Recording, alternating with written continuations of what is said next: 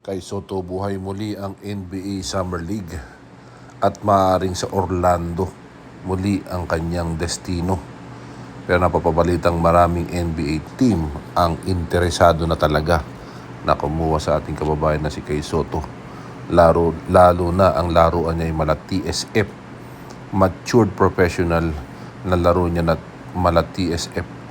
At talagang halos hindi na napapagod. The Summer Sphere in Las Vegas welcomes the NBA Summer League to the city last year. Summer League will be on July 12 to 22, 2024. So yun ang mga schedule sa July at sasabak uli ang ating kababayan na si Kay Soto. Sa pangatlong pagkakataon, ito yung mga coaches na sinayang ang kakayahan ng ating kababayan na si Kay Soto. Kilala nyo na sila.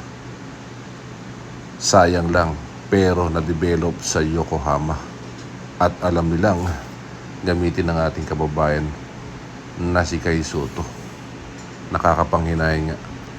At dito talagang parang hindi siya napapagod at napakasarap talagang ulitin ang highlights ng ating kababayan na si Kay Soto. At talagang nakaabang na ang NBA Summer League 2024 sa ating kababayan na si Kay Soto at patuloy ang malaking development at malaking ang pasasalamat ng Wasserman kay Coach Tim Kuhn kung paano ibinalik uli ang matinding confidence ng ating kababayan na si Kay Soto.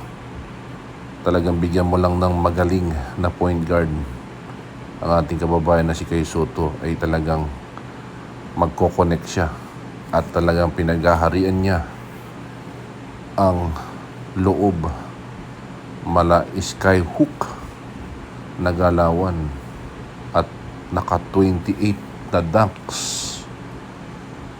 sa 5 games. Napapabalitang siya ang pinakamaraming dunks sa isang game. Kung hindi alley-oop dunk, two-handed dunk, or one-handed dunk na may patap board pa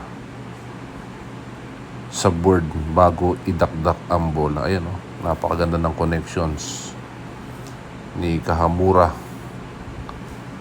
Kay Soto connection. Talagang alam na nila kung paano bigyan ng bola ang ating kababayan na si Kay Soto sa loob ng paint area.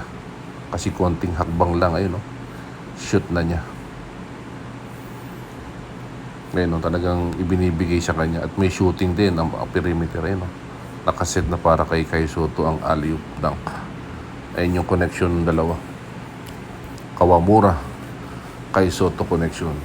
Talagang malapit na ang NBA Summer League 2024 sa ating kababayan na si Kay Soto. Abangan.